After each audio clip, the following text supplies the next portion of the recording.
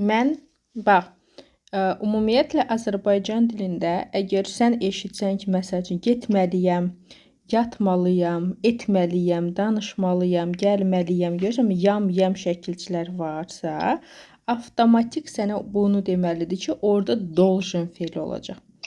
Sadəcə baxırsan ki, söhbət kimdən və yaxud nədən gedir və o hansı cinsdədir. Bax, məsələn, qarşındakı insan kişidir, qardaşındır, dostundur və s. düzdürmü?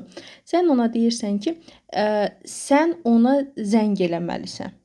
Yəni, burada sən soruşmursan, istəyirsənmi zəng eləmək, yoxsa yox. Sən deyirsən, sən ona zəng eləməlisən. Necə deyəcəksən buna?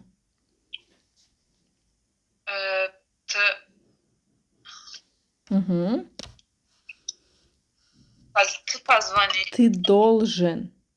Ты должен позвонить. Aysa, ты должен позвонить ona. Necə deyəcəksən? Он. Yox, ona. Ему ya da ей. Ему ya da ему. Aysa. Deməli, necə oldu? Sən ona zəng eləməlisən. Ты должен позвонить его. Ему ya da ей. Ему ya da ей. Və yaxud öz adından deyirsən. Deyirsən ki, mən ona kömək etməliyəm. Я должен помогать. Sən qızsan. Necə olacaq qızlar? Necə deyəcək? Kişilərdə долженdir, qadınlarda должна. Deməli, mən ona kömək etməliyəm demirəmsə, deməli necə deyəcəm? Я должна помогать. Должна. Vurğu aya düşür. Birinciyə yox, ikinciyə. Yox, sən birinci aya salırsan. Должна. Должна. Должна. Я должна помогать. Yox, sən yenə də birinci aya vurursan. Должна. Должна. Должна. Sən d-dan sonraki aya vurursan vurğunu, fikir vermirsən. Amma vurmalısan n-dan sonrakına. Должна. Должна. Yox. Должна. Должна. Aysa, должна. Должна. Aysa. Deməli, ya должна ona kömək etmək.